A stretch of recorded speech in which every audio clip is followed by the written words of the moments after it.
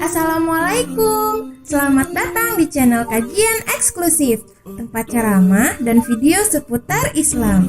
Untuk mendukung channel ini, silakan klik tombol subscribe, like, komen, dan share link video ini ke media sosial kamu ya.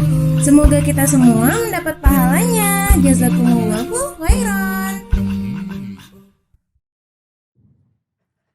Bismillahirrahmanirrahim. Assalamualaikum warahmatullahi wabarakatuh. Alhamdulillah. Alhamdulillahillazi birabbil awal wa ja'alahu birabbi isani wa anzala kitaban hudan wa nurran wa ansala sab'an minal masani yahdi bihi man yarju liqa'a rabbih wa nailal aman.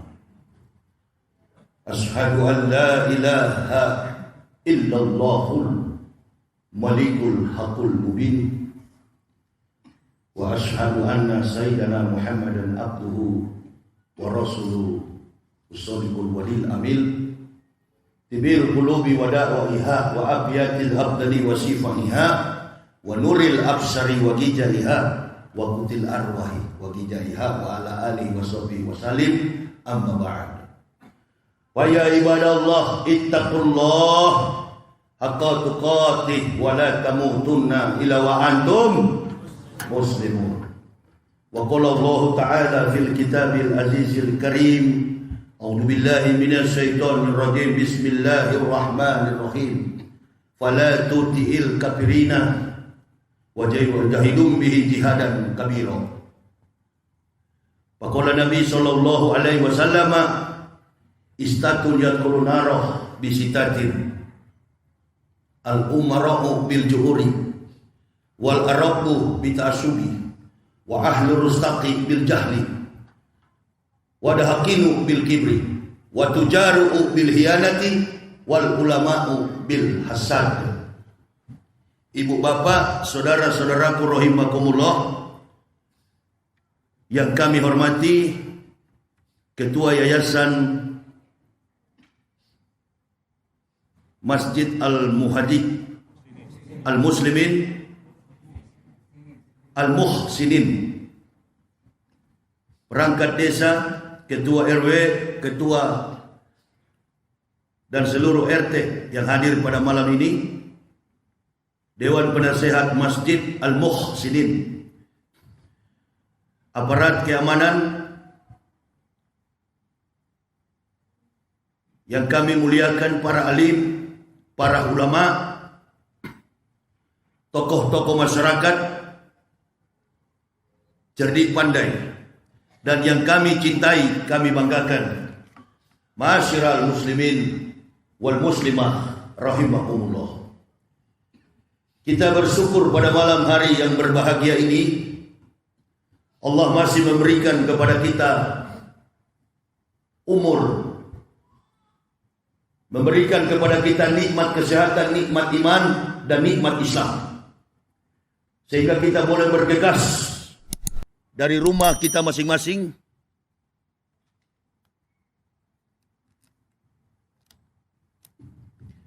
untuk melangkahkan kaki kita,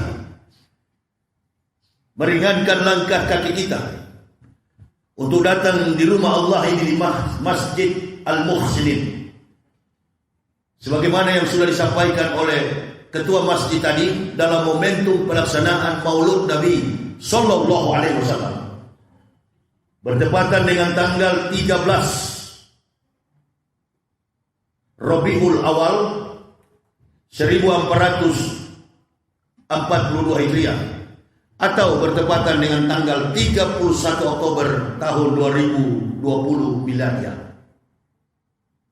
Di dalam momen dan kesempatan inilah, ibu bapak, saudara-saudaraku, boleh dapat kita katakan bahwa momentum seperti ini selalu bertepatan dengan apa yang terjadi dalam persoalan Islam, baik secara internal maupun eksternal yang ada di dunia. Alasan inilah tentunya kita senantiasa menyampaikan solawat dan taslim keharibaan Nabiullah baginda Rasulullah Muhammad sallallahu alaihi wasallam.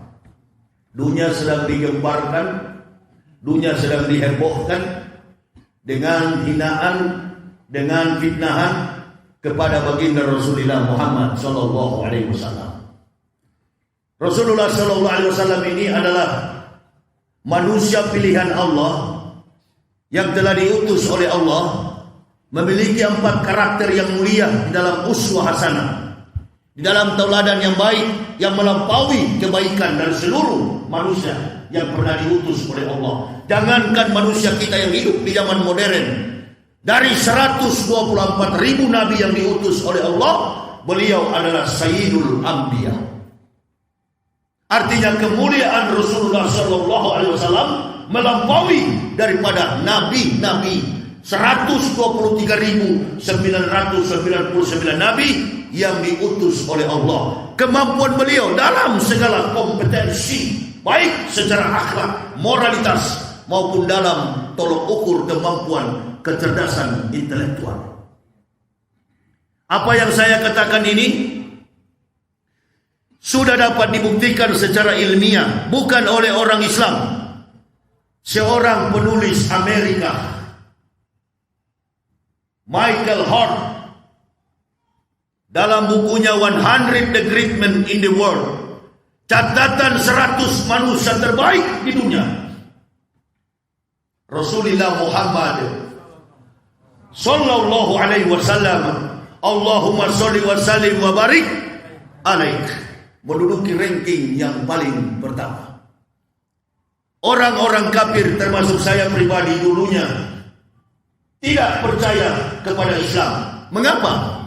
Tidak beriman kepada Rasulullah. Mengapa? Tentu ada sebabnya. Karena culture, karena kehidupan, karena pengaruh lingkungan nasab, membuat kami menolak kerasulan Rasulullah Muhammad sallallahu alaihi wasallam. Di sisi yang lain, karena ketidakmampuan manusia melihat, ibarat memandang Islam itu dengan tidak punya kemampuan keilmuan, makanya menolak.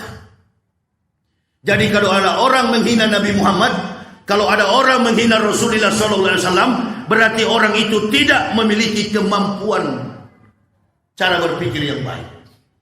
Kenapa? Karena sudah dipengaruhi oleh doktrin agama. Sekali lagi, kalau orang menghina Nabi Muhammad, kalau orang mencela memfitnah Nabi Muhammad, karena pengaruh doktrin agama. Kalau orang mengerti, paham, begini supaya Bapak lebih mudah. Ada orang yang masuk Islam, ada yang keluar dari Islam. Orang yang masuk Islam itu disebut dengan, oh bukan, tidak ada kata mu'alaf dalam Al-Quran. May yahdillahu fahuwal muhtadin. Itu. May yahdillahu fahuwal muhtadin wa ma yudlil faulaika humul khasirun. Barang siapa kata Allah yang kami beri petunjuk, maka mereka adalah muhtadin.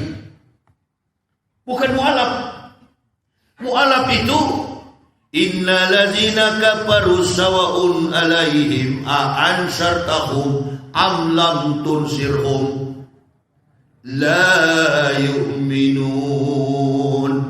Itu mu'alaf. Belum tentu dia betul-betul Islam kalau mu'alaf. Kalau mu'alaf belum tentu dia Islam, belum tentu. Jangankan mu'alaf, Muslim sudah ilmu yang ada banyak yang munafik. Betul apa betul? Betul apa betul? Iya apa iya? Buku Muhammad Abduh, Al-Islamu mahjubun bil muslimin. Islam dirusak oleh orang Islam sendiri. Pura-pura aja bela Rasulullah. Pura-pura. Padahal kalau tidak ada isu tentang Prancis, sama-sama muslim saling menyakiti, sama-sama muslim saling memenjarakan. Di mana cinta kepada Rasulullah? Munafik. Rasul katakan, aku tinggalkan 2 kekayaan, 2 harta, agar kamu selamat dari ancaman dunia.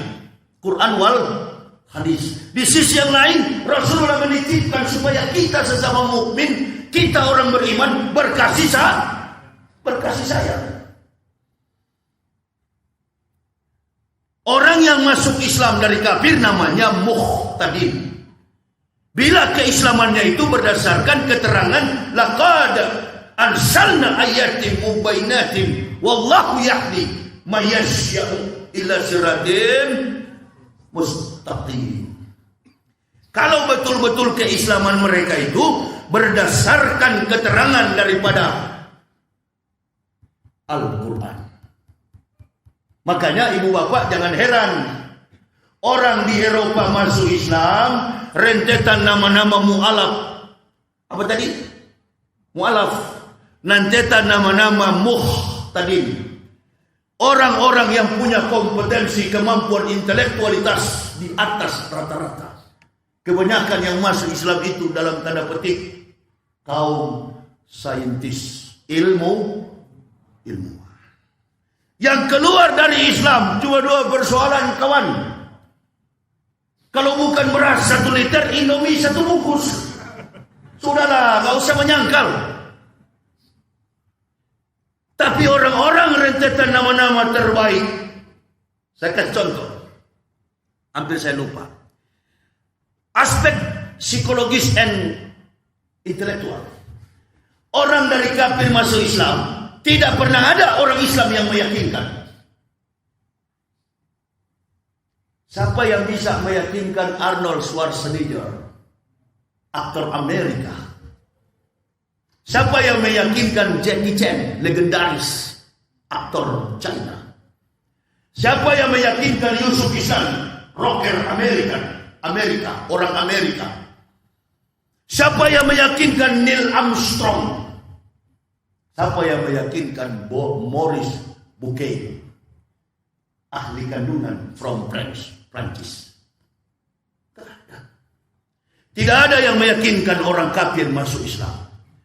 Tapi mereka dengan kemampuan kompetensi keilmuan mereka menghubungkan Al-Quran dengan intelektual keilmuan mereka. Gak ada orang Islam, tidak ada di dalam Islam ini istilah program pengislaman. Tidak ada dalam Islam istilah program pengislaman. Gak ada orang Islam yang bisa mengislamkan orang kafir.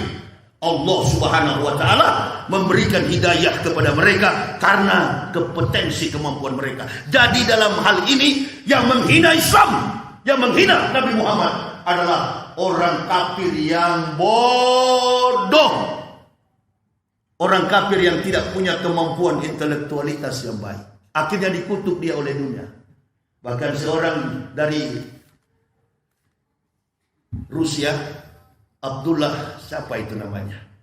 Dia nggak banyak ngomong, dia nggak banyak cerita, dia nggak cuma gaya. Dia ambil pedang, dekati si Michael penghina ini, langsung dia penggal batang lehernya. Itu baru laki-laki. Allahu Akbar. Nggak banyak cerita. Beda dengan kita di Indonesia ini, banyak gaya. Cuma banyak cerita, no action, talk only. NATO. Bicara besar, praktiknya nol. Semua mengaku membela Rasulullah. Tapi di dalam kehidupan internal Muslim Indonesia, Islam diacak-acak. Saudara Muslim disiksa, saudara Muslim dihina. Bergaul erat dengan kafir, pemakan kotoran kafir. Setelah Rasulullah diganggu, pura-pura bela. Munafik. Kalau saya ini kan orang dari sana dulu yang menentang Islam. Antum ini baru belajar munafik semua. Saya sudah guru besarnya. Jadi jangan Ini yang momen-momen begini memang momen saya. Siapa yang paling ahli di dalam masjid ini bicara soal kafir dan munafik? Ini yang lagi bicara. Tolong Ustaz, angkat sedikit. Saya yang lagi bicara ini yang memang ahli di situ. Allah memberikan kami sekeluarga hidayah bukan karena mau kawin. Nah itu, kalau mualaf karena mau kawin. Sepanjang usia keislamannya tidak mengerti saya Islamkan orang sudah banyak sekali, sudah ribuan di Indonesia ini. Dan saya katakan antum, saya tidak bangga antum masuk Islam. Enggak bangga saya. Orang masuk Islam saya tidak bangga. Yang saya bangga orang mengerti Islam dan mampu mengamalkan Islam kendati jatuh bangun.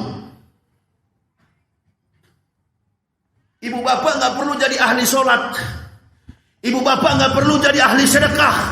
Ibu bapak nggak perlu jadi ahli ilmu. Ibu bapak yang penting adalah ahli jujur. Jujur dalam mengamalkan keislaman ini. Banyak yang tidak jujur. Banyak yang tidak jujur. Di saat Islam dibutuhkan, datang pejabat-pejabat. Coba contoh ya, contoh yang sudah kita lewati. Orang bermimpi akan menjadi pejabat. Orang bermimpi akan menjadi seorang sosok petinggi di negara ini. Semua merayap ke masjid. Betul. Datang ke masjid. Pikul tikar sembahyang, bawa bantuan. Nih nomor urut saya. Begitu jadi pejabat, ngaku Islam. Ngaku Islam. Tapi begitu dia mendapatkan jabatan itu, Allahu Akbar, aspirasi umat Islam diabaikan. Nah, setelah Rasulullah mau dihina, baru pura-pura bela. Rasulullah Shallallahu Alaihi Wasallam nggak marah kalau orang beliau dihina. Di dalam keadaan beliau masih hidup pun pernah dilempar dengan batu, gigi beliau patah. Beliau dihina, nenek-nenek yang siang malam beliau kasih makan mencaci maki, mengutuk beliau, menghina beliau, memfitnah beliau. Setiap saat beliau kasih makan karena akhlak mulia. Tadi dibaca oleh Qori, saya dengar dari belakang, laqad kana lakum fi Rasulillahi uswatun hasanatun liman kana yarjulu wal yaumal akhir wa dzakarallaha katsiran. Di dalam diri Rasulullah sallallahu alaihi wasallam terdapat tauladan yang baik bagi kamu. Bagi siapa? Orang-orang yang mengharapkan hari kiamat dan yang senantiasa mengingat Allah. Hanya dua orang itu, dua kategori itu.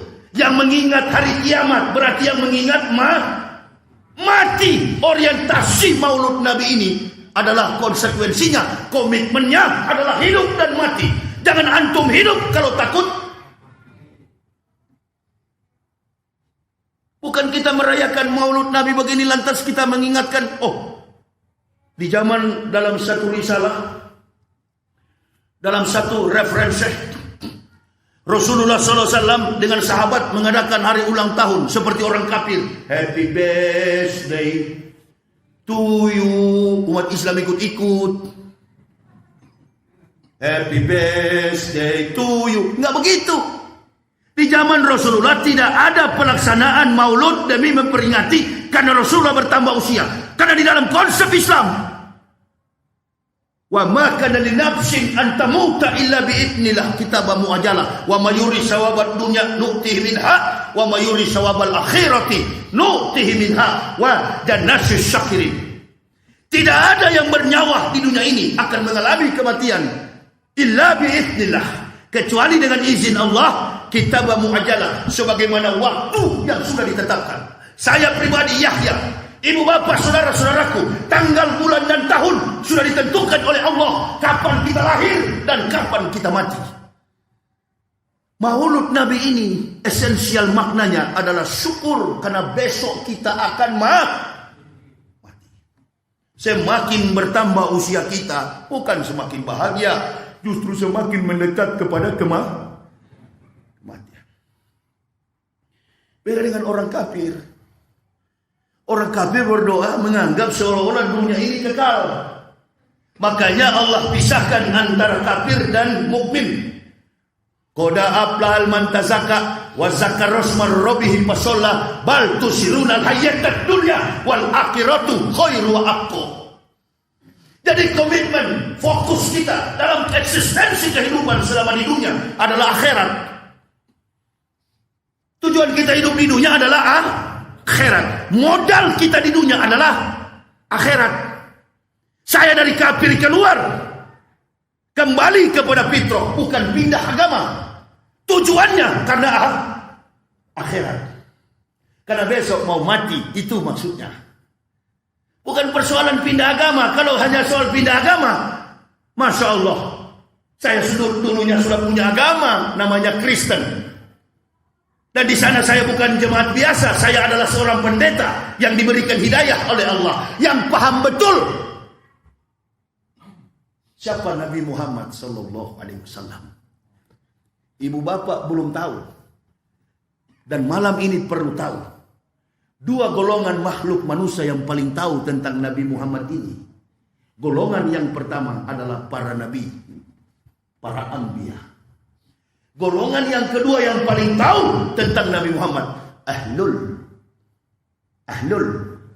kitab, para pendeta. Sebelum Nabi Muhammad datang, satu-satunya Nabi yang mengatakan akan datang Nabi Muhammad adalah Nabi Isa alaihissalam. Maryam perempuan yang soleha, yang tidak pernah meninggalkan sholat 2 waktu dan tidak juga meninggalkan minal laila fatahajjat. Pada separuh malam dia selalu bertahajud. Dalam catatan sejarah kitab Talmud Yudaisme, agama Yahudi, Maryam itu wanita yang pandai-pandai sekali menjaga kehormatannya. Maryam tidak pernah tampak postur tubuhnya. Di dalam keterangan kitab orang Yahudi dijelaskan Maryam itu hanya tampak kedua kelopak mata, kuku tangannya dan jari-jari kakinya. Betisnya tidak kelihatan. Maryam adalah wanita yang pandai menyembunyikan, menutup aurat rapat-rapat. Beda dengan kita. Pakai jilbab, naik motor, tapi tulang belakang kelihatan. Namanya Maryam. Tinggal di Pekanbaru. Innalillah.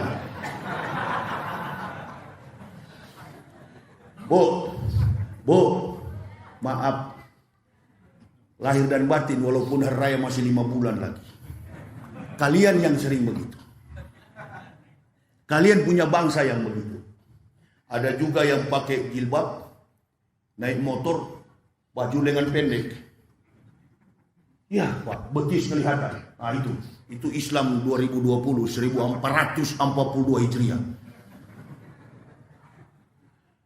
Ini Maryam ini bukan orang Yahudi, bukan agamanya, bukan kafir. Agama Maryam, agama tauhid Islam. Loh, agama Islam. Referensi kita umat Islam ada dalam Al-Quran surat Maryam. Orang Kristen tidak punya hak mengakui Isa Al-Masih. Yang punya hak adalah orang Islam. Coba perhatikan semua latar belakang dalam kompetensi keilmuan sains, teknologi tercatat dalam Al-Quran. Dia tidak hanya bercerita tentang surga dan neraka, tetapi di dalam kaya akan pembenaran historik tentang para nabi dan juga kompetensi keilmuan sains dan teknologi.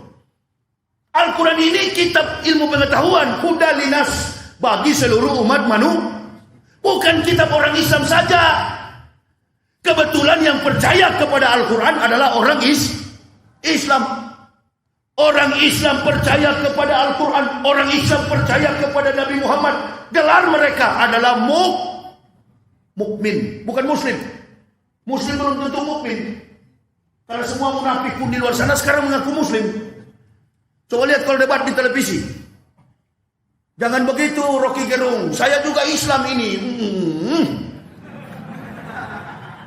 Pakai topi lebih baik Rocky Gerung. Rocky Gerung itu tidak punya agama. Orang punya agama. Di Manado ada agamanya. Tetangga saya, satu kampung dengan saya. Orang Manado. Rocky Gerung punya agama apa? Gemin, Gereja Masehi Injili Minahasa. Satu gereja dengan saya dulu.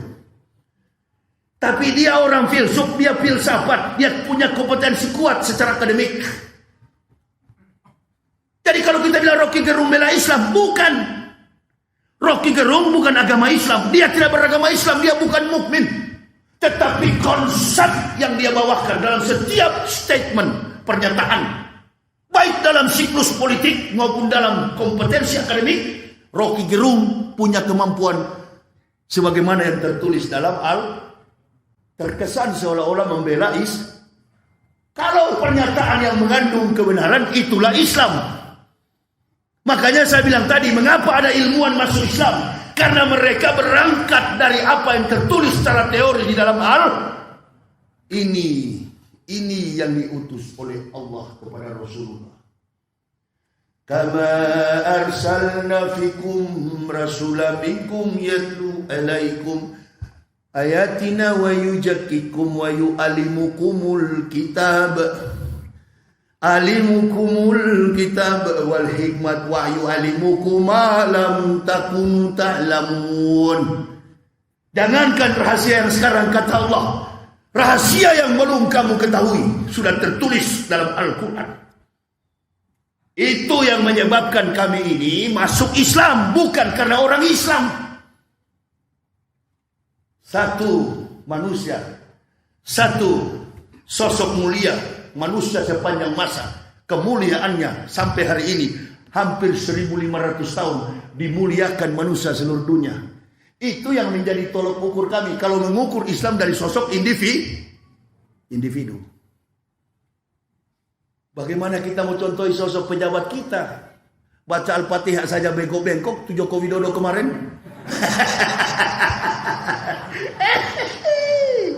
Mulai panas bola ini. Jadi jangan dibandingkan antara Rasulullah dengan Soekarno. Jangan dibandingkan Rasulullah dengan Megawati. Jangan dibandingkan Rasulullah dengan Presiden Indonesia. Baca buku Michael Hart. Nomor yang pertama dalam catatan manusia terbaik, the great man in the world. 100 the great man in the world. 100 manusia terbaik di dunia. Rasulullah SAW menduduki ranking pertama. Nomor yang kedua Albert Einstein. Nomor yang ketiga Isa Al-Masih, Yeshua Hamasyah. Nama asli kampung Isa itu Yeshua Hamasyah. Mengandung Maryam. Lahir Maryam dengan cara yang spektakuler. Dengan cara tanpa konotasi seks. Dengan cara tanpa berhubungan dengan laki-laki. Tanpa unsur biologis. Hubungan laki-laki dengan perempuan. Lahirlah Maryam. Melahirkan seorang sosok laki-laki. Nama di kampungnya Yeshua Hamasyah. Dalam bahasa Ibrani disebut dalam bahasa Arab Isa Al-Masih. Tahun berapa? Tahun 6 sebelum Masehi. Salah Pak Yahya ini. Yesus lahir tanggal 25 Desember. Salah Yahya ini. Bohong dia. Bohong. Ya jangan percaya tuh Yahya Waloni itu. Bohong dia. Yesus Kristus Isa Al-Masih lahir tanggal 25 Desember. Nah kalau saya bohong, saya baca. Dr. Abineno, seorang teolog Kristen terkemuka, berkata, ini Abineno pendeta besar di dunia. Bukan pendeta yang lapor saya, Esra Soro, bukan. Dia cari tahu saya sampai ke Papua. Innalillahi. Tapi sayangnya nggak ada pendeta Papua yang ngomong tentang saya ya. Karena saya yang pendetakan pendeta di Papua. Ya, dia kan orang NTT, orang Timur. Saya tugasnya di Papua. Sampai hari ini kata Abineno, kami tidak tahu secara pasti tanggal, bulan, dan tahun berapakah Yesus itu dilahirkan. Lihat Abineno, ibadat jemaat dalam abad-abad pertama, Badan Perpustakaan Kristen Jakarta, 1961, halaman 64. Ini yang bicara pendeta terbesar di dunia, Abineno. Tanggal 25 Desember itu adalah hari kelahiran anak dewa matahari yang disembah oleh agama Romawi kuno. Al-Masih dilahirkan 6 sebelum Masehi. Rasulullah sallallahu alaihi wasallam dilahirkan 20 April tahun 571. Rentang waktunya berapa tahun? 576 tahun. Al-Masih sudah berfirman, Al-Masih sudah berkata, Allah abadikan di dalam Quran surah As-Saff 61. Wa idzqala Isa ibnu Maryam ya bani Israila ini Rasulillah ilaikum musyrik kalimah baina yadaya minat Taurati wa wasisram bi rasulil yati min bani ismuhu Ahmad. Akan datang seorang rasul yang bernama Ahmad. Siapa Ahmad itu? Nabi kita Muhammad sallallahu alaihi wasallam. Isa bin Maryam. Isa bin Maryam artinya Isa anak Maryam. Berkata, saya ini, hei orang Israel, ya Bani Israel, saya ini Rasul Allah yang diutus di tengah-tengah kamu untuk menggenapkan kitab sebelum aku. Apa sebelum ada Nabi Isa? 3.500 tahun sebelum datang Nabi Isa, ada kitab yang ditinggalkan Musa. Apa namanya? Taurat. Dijelaskan oleh Al-Quran. Minat Taurati wa wasisra bi rasulil yati min bani ismuhu Ahmad. Jadi ada waktu yang kosong selama 3.500 tahun. Bangsa biadab Bani Israel tidak mempunyai nabi. Kenapa Ustaz? 3.500 tahun panjang sekali. Karena beribu-ribu mujizat yang diberikan Allah kepada bangsa biadab Bani Israel. Tidak ada satupun Bani Israel percaya kepada Allah. Bangsa yang tidak tahu bersyukur atas nikmat-nikmat Allah. Ini dunia juga begitu. Dunia ini tidak tahu bersyukur atas nikmat Allah, khususnya Indo. Makanya jangan heran kita diuji oleh Allah sampai di dalam masjid pakai miko, pakai masker. Apa yang ditakuti? Lepas aja Pak Haji. Kalau di dalam masjid begini nggak ada penyakit. Di luar masjid virus, kudis, kurap, matai mata. Di luar sana mencret. Di dalam masjid begini tidak ada. Kadang kalau mau penyakit mau datang, ma'asaba min musibatin illa bi'idnillah. Wa ma yu'min billahi yahdi qalbuh. Wallahu bikulli syai'in alim. Musibah akan datang kepada siapa yang dikehendaki oleh Allah. Pakai masker itu justru menjaga ucapan kita, janji-janji kepada masyarakat penuh dengan dusta dan kebohongan. Amin ya Allah ya Rabbal. Emang ku giling malam ini. Muhammad SAW memberikan sampel, memberikan contoh sebagai guidance, sebagai pembimbing, sebagai contoh teladan bagi kita. Mau tidak mau antum sebagai mukmin harus mengikuti teladan Nabi Muhammad. Begitu sudah disampaikan akan datang seorang nabi.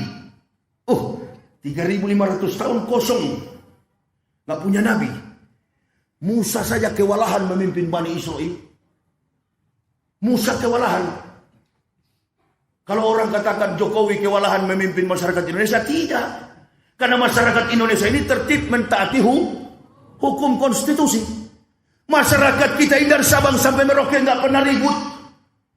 Justru yang bikin ribut setiap hari di medan publik, di area kekuasaan NKRI adalah pejabat-pejabat negara kita. Betul apa betul? Good looking lah. Masalah cadar lah. Imam tadi itu umur berapa? Imam yang tadi si umur berapa? Coba bayangkan tuh.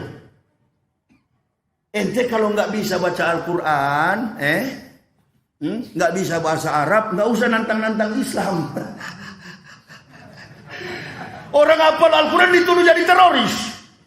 Apa hubungannya teroris dengan Islam? Saya 14 tahun berdakwah, saya katakan kepada jemaah, jihad yang paling tinggi adalah naik haji. Naik haji. Kenapa? Karena tidak ada jihad yang seberani Ismail dan Ibrahim. Dia duduk bersama. Ya bunaya, inni asrafil manami ani asbauka panzur masataro. Ya abatib al matumar satajidun insyaallah minasobir. Mana ada jihad seberani Ismail. Bapaknya ancam tengah malam. Ya abah. Duduk dulu kau. Ada apa abah? Udah duduk, jangan banyak tanya. Ada apa ya abah? 3 kali abah mimpi. Abah akan menyembelih antum besok pagi. Apakah Ismail langsung ketakutan? Oh jangan bah, kasihan saya masih kecil. Anak umur 12 tahun. Anak remaja.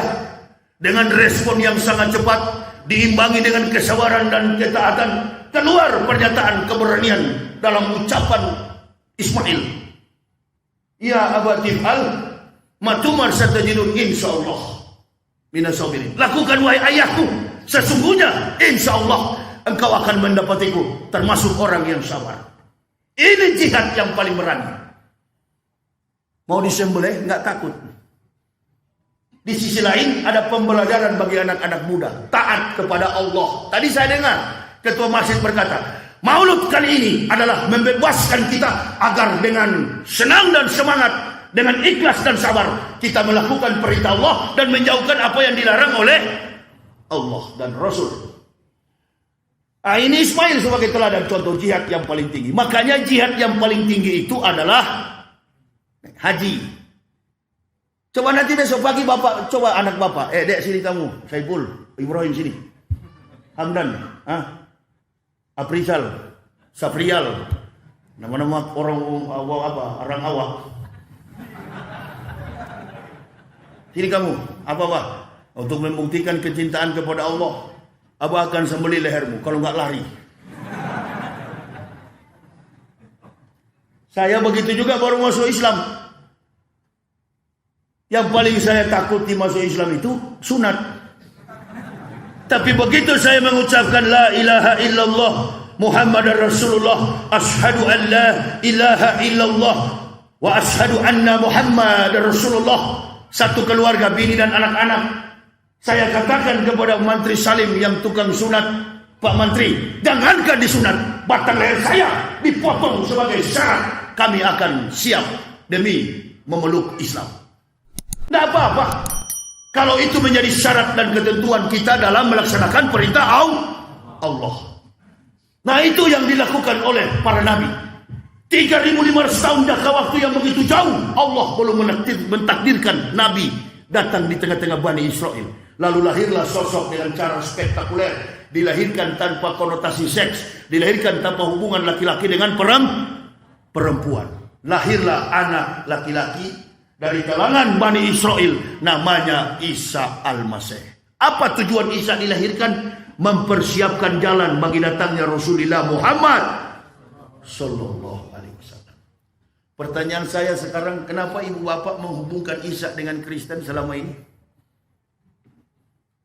Siapa yang ajar dari dulu itu? Kalau bicara Isa selalu Kristen. Kalau bicara Nabi Isa selalu Kristen. Kristen gak ada hubungan dengan Nabi Isa. Tuhannya Kristen bukan Isa. Tuhannya Kristen adalah Yesus Kristus. Lakum dinukum waliyadin. Tuhanmu adalah Tuhanmu, Tuhanmu adalah Tuhan. Lakum dinukum waliyadin. Bagimu adalah agamamu, bagiku adalah agamaku. Isa tidak boleh dihubungkan dengan agama Kristen. Di sisi yang lain, secara teologis, Nabi Isa alaihissalam tidak mampu dilukiskan secara visual, baik dalam bentuk foto maupun gambar. Ini kita bikin maulud Nabi. Saya lihat tuh spanduk besar sekali di luar sana, bukan foto Nabi Muhammad, foto mantan kafir Yahya Waloni. Sudah lihat itu nih, foto mantan kafir situ. Kenapa tidak ada foto Nabi Muhammad?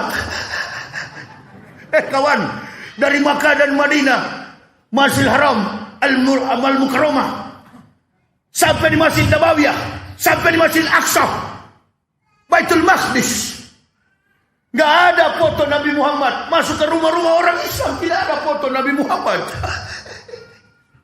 Kok bisa-bisanya Nabi Isa ada fotonya? Mulai dari mana kawan ente lantik ini?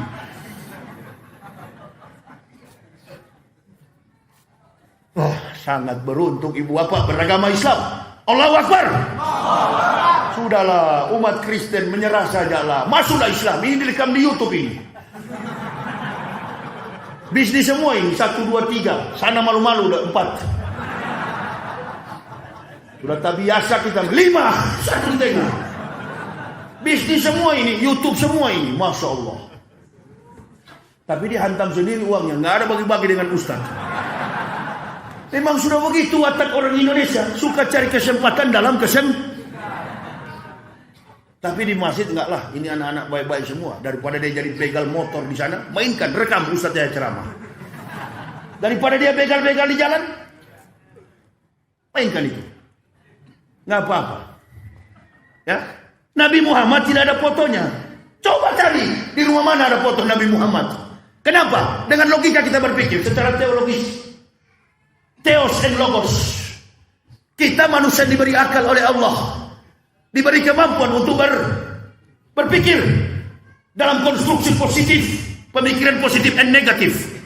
Daya motorik, kekuatan lobus parietal, lapisan otak besar dimampukan oleh Allah untuk menilai keimanan itu secara logika. Coba berpikir, Nabi Muhammad saja abad ke-6 tidak ada fotonya. Kenapa? Bo, Nabi Muhammad kenapa tak ada fotonya? Tidak ada fotonya. Apa yang menyebabkan? Memang tak ada tukang foto di zaman Rasulullah Sallallahu Alaihi Wasallam. Nah, kalau di zaman Rasul tidak ada tukang foto, bagaimana mungkin Nabi Isa ada foto? Makanya ambok keluar dari situ. Angkat lagi. Nggak enak dua. Angkat lagi. Pokoknya angkat terus. Keluar saya dari situ. Orang Islam lihatlah bersih. Jangankan foto Nabi Muhammad, Jokowi Maruf saja nggak ada.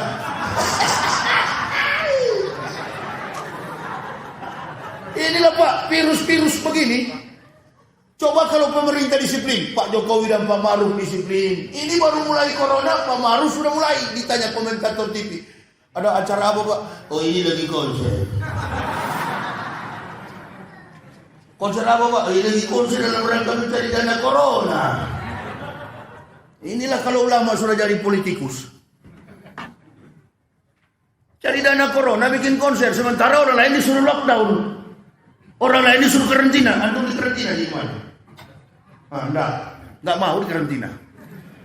Disuruh kurung di dalam rumah. Masyarakat disuruh kurung. Coba kalau dari pemerintah sampai ke bawah. Makanya ada isu tentang vaksin. Saya maunya mengusulkan Pak Jokowi dan Pak Maruf dulu divaksin. Betul apa betul? Ada kecurigaan masyarakat di bawah ini sudah terbelah. Masyarakat ada yang mau, ada yang tidak. Masyarakat jangan terlalu suuzon juga dengan pemerintah. Apalagi dengan aparat. Jangan mau kita diadu domba dengan aparat. Setelah ada masalah, pejabat membuang pernyataan yang ribut di bawah masyarakat dengan aparat.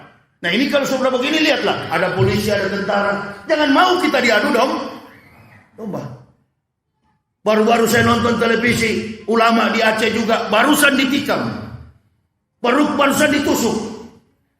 Nanti lihat ya kalau sudah dibawa dalam persidangan, gila. Saya pikir-pikir coba nih gila-gila yang begini pas Yahya Waloni yang ceramah memang mantan gila juga, ketemu sama-sama gila. Kalau aku rimbas kau dengan meja ini. Ya, dia cari betul ulama-ulama yang memang lembut. Kalau mau cari-cari yang berwatak Umar bin Khattab, baku giling kita di situ. Emangnya kita takut. Kita berdakwah begini, ada beberapa pakaian sahabat yang kita kenakan. Ada yang pakai baju Umar, ada yang pakai baju Abdullah, Abu Bakar, ada yang pakai baju Utsman dan Ali. Saya dari awal masuk Islam memilih jubahnya Umar bin Khattab. Allahu Akbar. Harus begitu sekarang. Pembelahan di masyarakat begini lebar. Keyakinan masyarakat kepada pemerintah tipis. Kenapa tipis? Karena inilah sejarah pemerintah Indonesia. Presiden terbaik Indonesia, Bapak Joko Widodo. Jangan bilang buruk, nanti bisa-bisa jadi tersangka seperti Gus Nur. Buset. Minum dulu ah. Alhamdulillah, ada kopi. Ana sarap kahwa, bismillah. Kalau ada barang ini kita waktu gulung sampai tengah malam. Jangan bilang buruk. Sebut pemerintah terbaik dalam catatan sejarah pemerintahan Indonesia. Cuma ini vaksin ini kawan. Amanah. Rasulullah amanah. Pak Jokowi dan Pak Maruf jadi pemimpin duduk di tampuk kepemimpinan presiden dan wakil presiden. Itu karena amanah. Saya dan Bapak Ibu yang bilang, Rob, duduk. Kita yang memberikan amanah. Aspirasi dalam mengejawantahkan sila yang keempat. Kerakyatan yang dipimpin oleh hikmat kebijaksanaan dalam permusyawaratan perwakilan. Melalui siapa? Dewan Perwakilan Rakyat. Amanah. Duduk. Pak Jokowi, Pak Maruf duduk di situ. Mata Najwa bertanya, sudah setahun pemerintahan. Masyarakat bertanya, Pak Maruf di mana sekarang? Oh, saya ada di rumah. Apa yang sudah Bapak buat? Banyak. Berantas radikalisme sudah. Sebenarnya banyak yang kami buat. Cuma kan ada virus-virus ini. Pak Maruf, sebelum ada virus memang sudah ke bawah ini pemerintahan. Indonesia sudah memasuki resesi. Ekonomi kita minus 5%. Hutang makin bertumpuk. Pak Jokowi dan Pak Maruf ini satu mantan kiai. Satu orang dari kampung. Pak Jokowi ini jujur. Tapi dikeliling kiri kanan beliau berdua ini para bajingan. Yang membisikkan hal-hal yang tidak baik. Membuat kontroversi di masyarakat. Dan ini bajingan ini bukan orang-orang muda kawan. Ini sudah rambut putih semua yang di samping kiri kanan ini. Yang tukang-tukang atur ini. Generasi muda. Generasi milenial. Generasi abad 21. Berpenampilan berakhlakul karimah. Sebagaimana baginda Nabi Sallallahu Alaihi Wasallam. Tidak berkutik karena tidak amanah. Tidak berkutik karena tidak adil. Nabi Sallallahu Alaihi Wasallam. Istatun yakulun naroh bisitatin. Ada 6 golongan yang masuk neraka karena 6 perkara. Yang pertama, al-umara'u bil ju'uri, penguasa pemerintah yang sewenang-wenang. Yang kedua, wal arabu bita'asubi, orang badui yang fanatis kesukuan. Yang ketiga, wa ahlu rustaqi bil jahli, orang kampung karena bodoh. Yang keempat, wadahakinu bil kibri, kepala daerah yang sombong. Yang kelima, wa tujaru bil hianati, pedagang-pedagang pengkhianat. Yang keenam, wal ulama'u bil hasad, ulama-ulama dengki. 6 itu gak masuk neraka. Menurut Nabi Sallallahu Alaihi Wasallam, urutan paling atas al umara'u bil ju'uri, penguasa sewenang-wenang, penguasa yang tidak adil. Kalau dari pihak sebelah komentar, tangkap Abu Jongos, Abu Budika, Abu Bakar, Abu Lantai, Abu Gedung, gak ditangkap. Asal pro pasti aman. Asal pro pasti aman. Baser-baser yang menghabiskan dana negara 94 miliar bocor atas penelitian Indonesian Corruption Watch, pengamat korupsi Indonesia. Lolos 94 miliar. Bebas menjatuhkan reputasi orang, bebas menjatuhkan, menjelek-jelekan, memberangus hak demokrasi seseorang, bebas menjelek-jelekan hak politik warga negara, asalkan mereka di pihak penguasa. Insya Allah aman. Inilah pemerintah terbaik, aman dan adil. Pancasila. 1. Ketuhanan yang Maha Esa.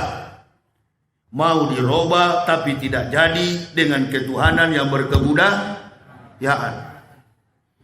2, kemanusiaan yang adil dan beradab. Kemanusiaan yang adil dan beradab. Makna filosofis humanity and adil. 3, persatuan Indonesia terpecah-pecah akibat mempertahankan tampuk kepemimpinan. 4, kerakyatan yang dipimpin oleh hikmat kebijaksanaan dalam permusyawaratan perwakilan. Ada berapa partai kita di Indonesia? Ada berapa partai kita di Indonesia? 10 apa 11? 9 apa 8? 11. Hanya 2 yang pro dengan mayoritas rakyat yang berdemo. Demokrat dan PKS. Saya bukan orang Demokrat, saya juga bukan orang PKS. Tapi hanya ini yang betul-betul mewujudkan sila keempat. Undang-undang Omnibus Law, undang-undang cilaka, cipta lapangan kerja. Ya cilaka, undang-undang cilaka itu. Memang celaka. Orang demo berjilid-jilid sampai hari ini masih demo. Sampai hari ini masih demo. Apa itu? Omnibus Law. Ada satu sosok pengamat hukum, ada satu lawyers terkenal di Indonesia, bukan beragama Islam, Hotman Paris Hutapea, mengatakan, saya sudah membaca khusus dalam pasal pertanahan. Apabila masyarakat Indonesia membaca secara spesifik dalam pasal dan ayat ini, maka semua orang Indonesia akan turun ke bawah. SHM, surat hak milik, 99 tahun akan dikuasai. Itu menurut pengamat. Saya bukan pengamat, hanya menambahkan kepada jamaah. Kalau kami ustadz berbicara begini, mengkritisi pemerintah, mengkritisi sesuatu, bukan dalam konteks etos dan kinerja pemerintah, tidak ada urusan dengan kami pendakwah. Urusannya adalah kezoliman yang begitu lebar di bawah. Kebetulan saya sebagai pendakwah Islam, mayoritas bangsa ini beragama, harus saya bela dong. Tidak ada kepentingan mazhab, tidak ada kepentingan, tidak ada urgensi tentang mazhab dalam Islam. Saya bukan NU, saya bukan Muhammadiyah, saya bukan Naqsabandiyah, saya bukan Al-Wasliyah. Saya orang yang menegakkan Quran dan hadis. Tidak ada kepentingan itu, tidak ada tendensi itu. Demo siang malam. Sudah berdemo di bawah, ada juga masyarakat yang hina-hina. Sudah kita pasrah dengan keadaan seperti ini. Tapi ingat baik-baik. Penulis-penulis buku tentang PKI sudah mengatakan. Dan Aidit yang begitu licik saja. Dipo Nusantara Aidit yang begitu licik memainkan peran mempengaruhi militer saja. Ketahuan pada tahun 1965. Gerakan PKI. Apalagi yang sekarang ini terlalu nampak kawan. Yang tusuk-tusuk ulama itu. Saya orang dari Kristen ya. Bukan mau bela orang Kristen. Di dalam ajaran Kristen yang paling menentukan, kasihilah sesamamu manusia seperti dirimu sendiri. Tidak mungkin orang kafir melakukan itu. Orang Kristen gak disuruh begitu. Saya dari agama Kristen. Saya menentang Kristen karena ajarannya, bukan karena perilaku akhlak dan etika. Ini saya dari Kristen, buktinya berguna bagi Islam.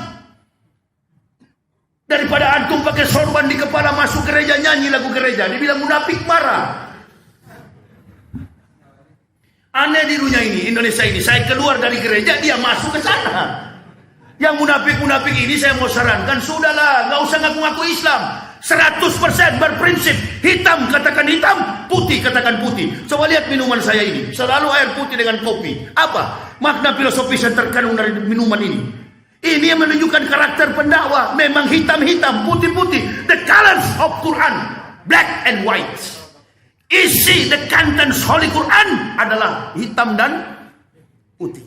Nggak ada abu-abu. Makanya lambangnya putih dan kalau mau bergaul dengan kafir sekaligus aja baptis dengan nama Bapa, Anak dan Roh Kudus. Salah, Roh Kudus baptis. Artinya keluar dari Islam, jangan jadi separoh-separoh. Begitu juga dari kafir. Kalau mau masuk Islam, jangan separoh-separoh. Karena dalam konsep Islam, udhulu fisilmi kafah. Masuk lahir dan batin, total. Berserah kepada Allah. supaya tidak dituduh munafik, sekaligus aja murtad. Orang Islam bagaimana? Komentar di YouTube menjelek-jelekan sama-sama Muslim, menjelek-jelekan para pendakwah, melihat saudaranya di penjara senang. Innalillahi. Di mana rasa keimanan kita ini? Karena sudah dikaburkan hubud dunia, rasukuli, khotiat, cinta kepada dunia adalah akar dari segala dosa. Bukan akhlak Nabi itu. Makanya saya bela Nabi. Bela Nabi nggak usah demo. Bela Nabi itu tunjukkan akhlak berkasih sayang sesama Muslim.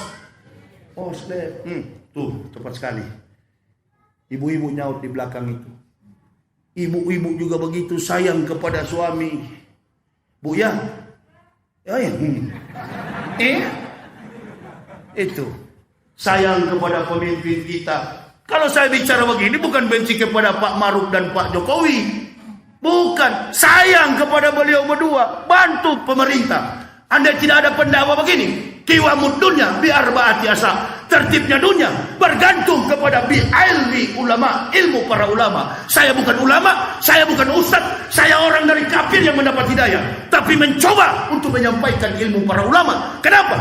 Ulama sudah sibuk berpolitik. Kan begitu teorinya. Saya mencoba menjadi ulama. Kenapa? Mengisi kekosongan. Gubernur, contoh beginilah supaya lebih mudah. Setiap gubernur Riau ditangkap, ada nggak PLT? Nggak usah jauh-jauh kasih contoh. Di Mekah, Madinah terlalu jauh, di Amerika terlalu jauh. Di sini aja di Riau, setiap kali gubernur pasti sekolah, masuk pesantren, program doktoral. Di mana? Pesantren penjara. Begitu. Setiap kali ditangkap, dimasukkan ke dalam penjara, ada gubernur PLT, pelaksana tetap. Nah sama, saya sayang kepada agama ini. Kenapa saya sayang cinta kepada agama ini? Karena agama inilah yang menyelamatkan kami sekeluarga, istri dan anak. Yang tadinya kami ahli neraka menjadi ahli surga.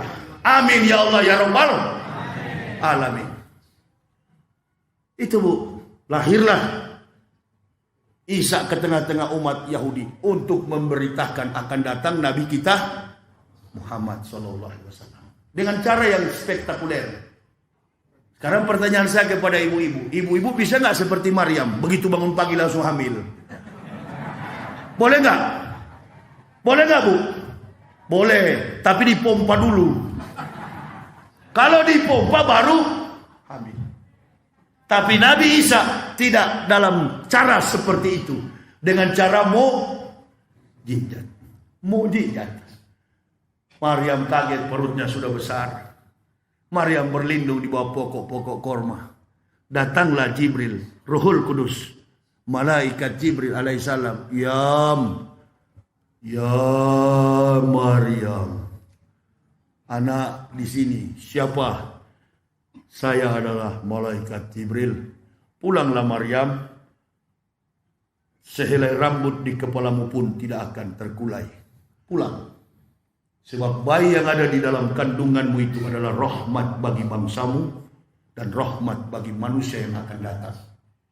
Kalau Nabi Isa tidak lahir, insya Allah nubuah tentang Rasulullah pun tidak akan datang. Buktinya di Al-Quran masih ada sampai sekarang, surat As-Saff itu. Malam ini ibu bapak stop lagi mengatakan bahwa kitab Kristen itu Injil. Kitab Kristen itu bukan Injil. Tale plus superstition becomes nonsense. Dongeng tambah tahyul sama dengan omong kosong. Nah, itu bahasa orang awak di sini. Kitab Kristen itu bukan Injil. Injil adalah Al-Quran, Taurat adalah Al-Quran. Semua kitab yang dibawa para nabi itu namanya Al-Quran.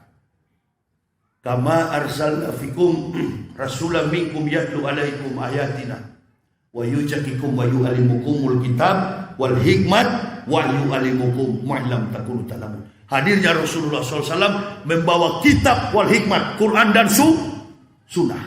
Di dalamnya terdapat kitab Injil. Judulnya adalah Maryam. Jadi kalau ibu bapak mau cari cerita tentang Nabi Isa, jangan cuma Nabi Isa beserta ibunya. Pertanyaan saya sekarang, agama mana yang punya kitab suci yang menetapkan secara historik, sistematis, kontekstualis, teologis, dan rasional tentang perjalanan Nabi Isa, Nabi Musa, Nabi Ibrahim, dan semua Nabi. Tidak ada lain kecuali agama Islam. Judul kitabnya saja Maryam. Kalau di Kristen kan lain. Matius, Markus, Lukas, Yohanes, Timotius, Filemon, Spiritus, Capticus, Stefanus. Ini enggak. Makanya di Islam, bagi orang yang mau belajar Quran, dia tidak boleh menerjemahkan makna Quran itu secara logika. Dia harus merujuk kepada kemampuan berpikir para ulama. Innal ulama warasatul anbiya. Karena konsep pemikiran para nabi dituangkan kepada para ulama. Ulama itu yang bagaimana? Ulama itu syaratnya berat. Ulama itu orang yang berumur 40 ke atas, yang sudah mempunyai komparasi yang kuat antara keilmuan dengan pengalaman. Orang masih muda, masih kecil, umur 30 tahun, 40 belum bisa disebut ulama. Belum, karena pengalamannya masih mentah. Ibarat buah, belum masak. Jadi jangan cepat-cepat kita mengatakan orang ini ustadz, orang ini ulama. Belum tentu. Sudah 40 ke atas baru disebut ulama. Rasulullah diangkat jadi nabi umur 40 tahun. Ini umat Islam kebanyakan ini dibodoh-bodohi. Kenapa? Karena orang baru sebut satu ayat sudah bilang ustadz. Jangan dulu, lihat dulu bagaimana dia berjuang atas agama ini. Sudah 40-50 tahun ke atas, itu ulama. Antara kemampuan keilmuan dia dengan pengalaman dia menjadi seorang da'i, mubalik, dia menjadi seorang ulama, barulah dia ditetapkan sebagai ulama. Dan konsep daripada itu jujur terhadap Islam. Bukan ulama dipakai sebagai alat politik. Betul apa betul? Itu sifat Nabi SAW. Yang ketiga maksud saya itu, Nabi mempunyai sifat amanah, jujur, tablik, suka berdakwah, tablik, suka berdakwah. Dan yang keempat, fatona, berbudi pekerti luhur. Nah itu, jadi di dalam Islam ini semua ustadz punya kemampuan. Ada yang jemaah tablik, yang suka keliling-keliling sholat. Nah itu. Tapi kalau ada ustadz di meja dakwah begini di masjid, ceramahnya bidah kafir kepada sama-sama muslim, sudahlah, tinggalkan dia, anggaplah radio rusak itu. Coba nanti kalau ada ustadz bicara di sini, memenang-menangkan mazhab A, mazhab B, dia menangkan mazhabnya, sementara umat Islam lain golongannya salah, tinggalkan dia. Anggaplah dia radio rusak. Ini yang membuat kita pecah dalam Islam. Ya Pak Ketua Masjid, camkan baik-baik saya bilang ini. Ada ustadz di sini disuruh kuliah subuh, ceramah subuh. Dia mau jadi imam subuh, silakan. Kalau dia mau kunut, silakan kunut. Yang tidak kunut juga, lebih cepat, lebih bagus, nggak apa-apa. Tapi untuk menjustis sama-sama muslim, oh ini kunut salah, ini tidak kunut salah, jangan Pak. Kita butuh persatuan sekarang ini. Nabi sekarang lagi dihina. Kenapa? Karena kafir melihat kelemahan kita sudah tercerai-berai. Di Indonesia, kenapa Cina ingin berkuasa? Ada satu benteng kekuatan yang ditakuti oleh musuh-musuh Islam. Ada satu benteng kekuatan takuti musuh orang Indonesia. Apa itu? PKI yang paling takut berhadapan dengan siapa? PKI paling takut berhadapan dengan siapa? Islam. Pejabat-pejabat kita Islam, aparat-aparat kita Islam. Kok kita mau diadu domba? Polisi tentara, jumlahnya berapa seluruh Indonesia? Polisi tentara tidak sampai 2 juta jumlahnya. Penduduk Muslim Indonesia 210 juta. Nah kalau ini sudah terpecah, selesai bangsa ini. Jadi tidak mungkin munafik-munafik, kami yang berdakwah ini tidak mencintai negara. Kami sudah sering mengatakan, kalau berjihad nggak perlu ikut ISIS, OSOS, USUS, SS.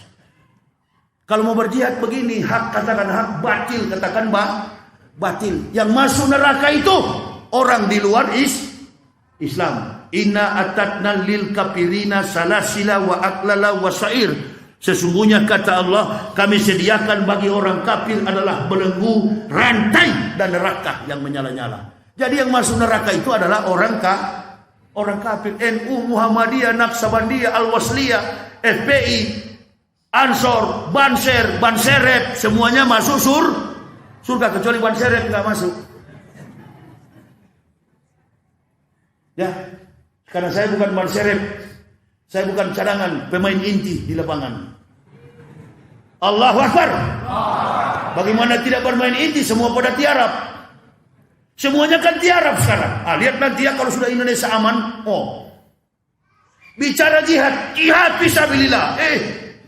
Sama virus takut. Pakai masker tuh Ustaz. Baru bicara jihad, suara menggebu-gebu, masker sama virus takut. Jangan Ustaz, kita takut pada pemerintah. Bukan itu alasanmu. Kau takut kepada menghindar kemana antum? Jangankan virus, jangankan sakit, mati sudah Allah tentukan. Mau lari kemana? Nak lari kemana? Akan dikejar kau.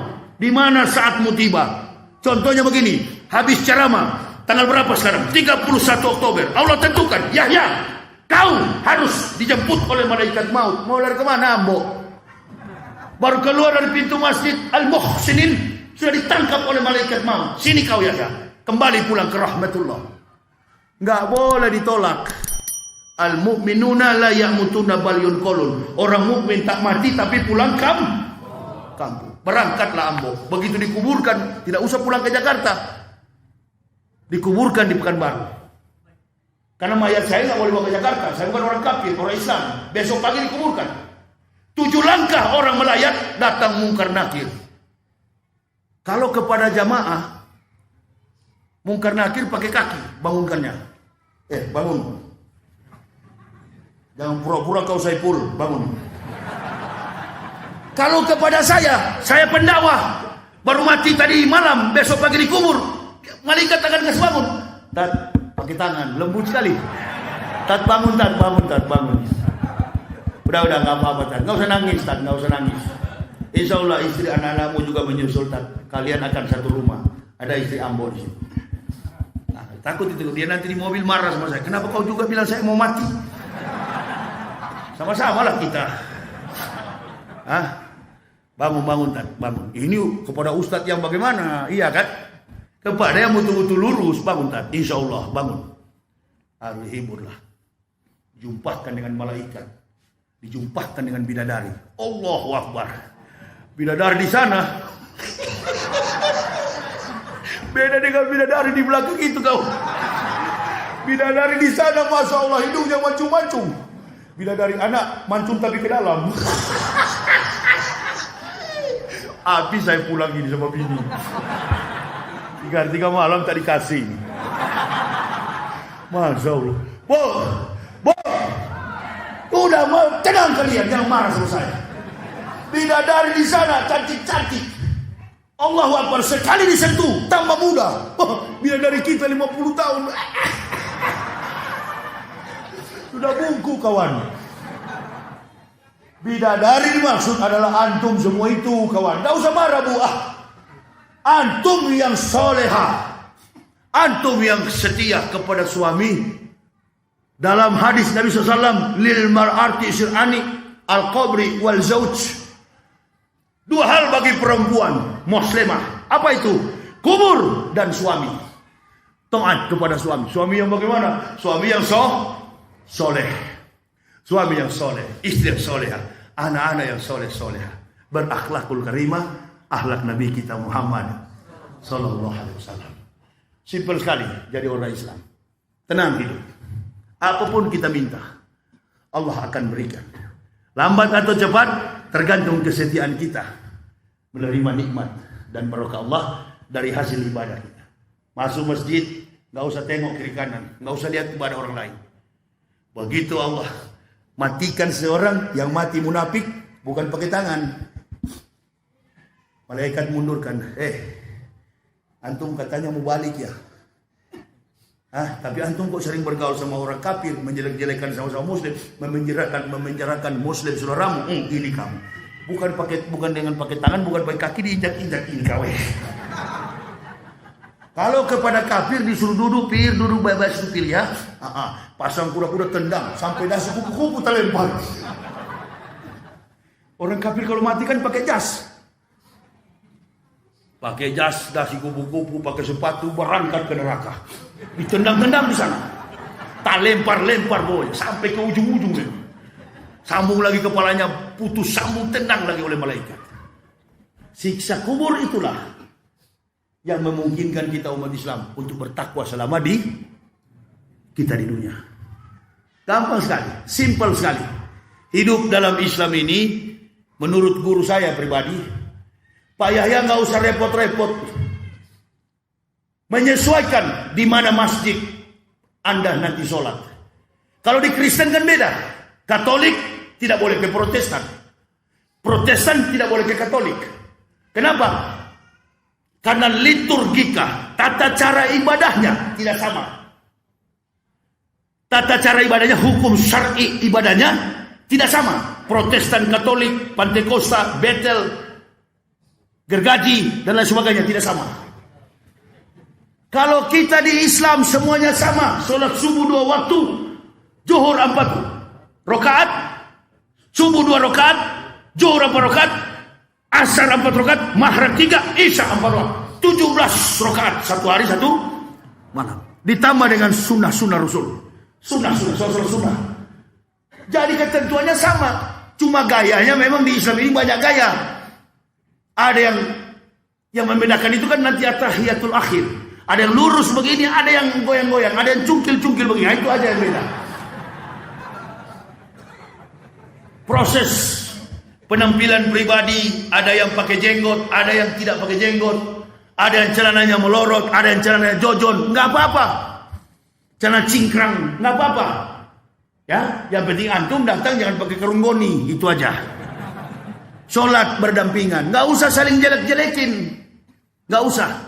Imamnya kunut, yang tidak kunut sesuaikan aja lah, ikut-ikutan. Ketahuan sekali pembangkangan. Imamnya kunut, dia nggak mau angkat tangan. Ya itu keras betul kepalanya. Ikuti saja. Apa setelah kita ikuti keluar masih kita sakit? Enggak kan? Kunut itu doa. Begitu juga orang yang tidak kunut. Kalau imamnya tidak kunut, ikuti aja. Akan terlihat persatuan umat Islam di situ. Buya Hamka, Hashim Asy'ari menjalankan ibadah haji menggunakan kapal laut. Sholat subuh pertama yang jadi imam Kiai Haji Hashim Asy'ari. Melihat ada buyah di belakang orang Muhammadiyah, Hashim Asy'ari tidak membaca kunut.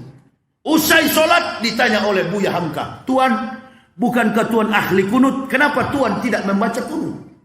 Kiai Haji Hashim Asy'ari berkata, "Saya ahli kunut, tapi makmum saya tidak mengakui kunut." Buya tidak, Hashim Asy'ari Kiai tidak membaca kunut. Besoknya Buya jadi imam. Buya jadi imam, Buya membaca kunut karena melihat ada ahli kunut yang menjadi makmum. Buya membaca kunut. Islamnya bagus. Di Indonesia jadi ribut antara kunut dengan tidak kunut. Kafir paling suka dengar argumentasi begitu. Kafir paling suka melihat orang Islam beradu argumen. Dia tidak mau orang Islam bersatu. Itu konsep yang dibawa kafir. Jadi kalau ada orang Islam yang suka memecah-mecah belah sama-sama Islam, bukan Islam itu kafir. Mesti tegas begitu. Berarti dia kafir. Disuruh orang kafir sama-sama jadi Di mana alasannya? Fala tu'til kafirina wajahidum bihi jihadan kabiro. Jangan kamu mentaati perintah orang kafir. Berjihadlah dengan jihad yang besar menghadapi mereka. Jihad yang besar itu apa? Ilmu yang besar, cerdas, pintar, dana yang besar, kebesaran jiwa yang besar untuk menghadapi mereka. Jadi perhatikan ibu bapak saudaraku, kalau kita mencintai Nabi, jangan mau kita diadu domba sesama Muslim. Bersatu kita. Ada masalah antara masyarakat dengan aparat, diadakan persuasif Islami, dialog Islami, supaya semuanya berjalan dengan baik. Orang munafik, komunis dan kafir, orang-orang munafik akan sakit hati melihat persatuan kita. Amin ya Rabbal. Semakin Nabi dihina, semakin banyak orang masuk Islam. Semakin Nabi dihina, semakin kita mencintai Rasulullah. Allahumma sholli wa sallim wa barik alaihi. Allah. Bismillahirrahmanirrahim. Alhamdulillahirabbil alamin. Ya Allah, pertemuan pada malam hari ini, Engkau telah memberikan nikmat kesehatan, nikmat iman dan nikmat Islam. Kami datang di rumah-Mu ini ya Allah dalam rangka memberikan kebahagiaan sekaligus solawat kepada baginda Nabi kami Rasulullah Muhammad Sallallahu Alaihi Wasallam. Buktikan kecintaan kami ini ya Allah dengan kami bersatu sesama Muslim, dengan tidak membedakan antara mazhab A dan mazhab B. Kami semua bersatu dalam satu pengakuan La ilaha illallah Muhammad Rasulullah. Agar kami tidak saling menyakiti, agar kami tidak saling menyakiti, agar kami tidak saling melukai, dan bahkan saling memenjarakan, bahkan saling membunuh. Dengan kejadian semacam ini ya Allah, dunia sedang digemparkan dengan hinaan terhadap baginda Nabi Sallallahu Alaihi Wasallam. Justru kami menatap semua ini adalah kebaikan bagi kami untuk lebih mencintai Nabi kami tercinta Rasulullah Muhammad Sallallahu Alaihi Wasallam. Persatukan kami ya Allah, dan ketuk pintu hati orang-orang kafir, orang-orang yang menghina Rasulullah. Datangkan mereka untuk mengucapkan dua kalimat syahadat. Mereka memeluk Islam dan mereka sekaligus memperjuangkan agamamu ini. Sebagaimana hamba dan keluarga yang dulunya tidak beriman kepada Islam dan Rasulullah Sallallahu Alaihi Wasallam, akhirnya kami mendapatkan hidayah dan memperjuangkan agamamu ini tanpa kenal lelah siang dan malam mengumandangkan kebenaran agamamu ini.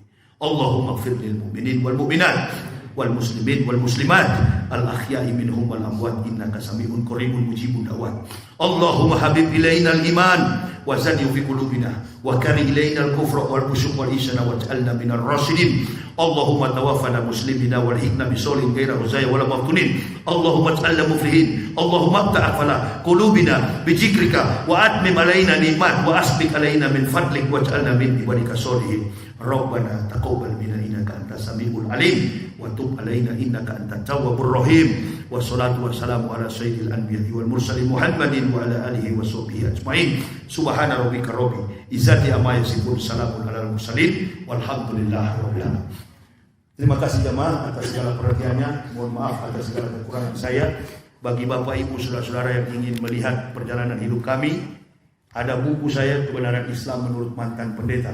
Bagi yang ingin melihat perjuangan kami, kebenaran Islam dan kebohongan kitab Kristen, silakan buku saya ini ada di mobil saya untuk mengenal lebih dekat pribadi kami dan biodata kami, ada di mobil. Bagi yang berminat jamaah, silakan diambil di mobil kami dengan judul Kebenaran Islam Menurut Mantan Pendeta, dan ada judul yang terakhir Munafik judulnya. Silakan. Bagi yang munafik pasti akan mudah-mudahan sadar membaca ini. Ambil saja di mobil tapi bayar. Oh ya, tidak gratis ya. Saya kira begitu. Terima kasih. Nanti kita jumpa di lain waktu. Insya Allah saya di Pekanbaru ini sampai tanggal 2 Desember saya akan kembali lagi untuk menuju ke Pulau Batam melalui ferry yang ada di Buton, Pelabuhan Buton. Terima kasih. Assalamualaikum warahmatullahi wabarakatuh. Waalaikumsalam.